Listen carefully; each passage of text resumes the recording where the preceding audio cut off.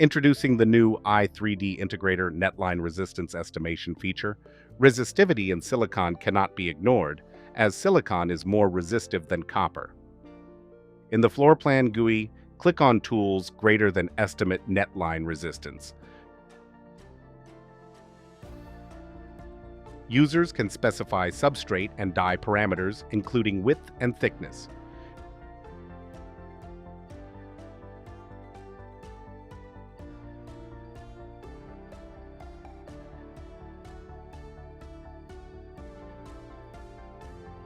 We generate a complete net resistance report for every netline in the console and log files.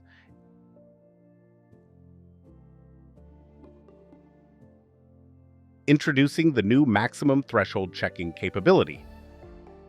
We check against a user-defined maximum. Violating interconnects are marked in red. Those within 75% of the user-defined maximum are marked in yellow.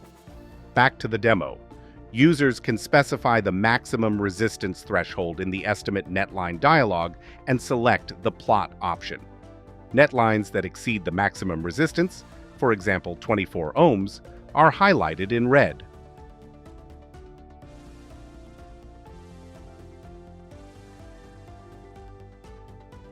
When resistance reaches 75% of the maximum limit, the netline turns yellow.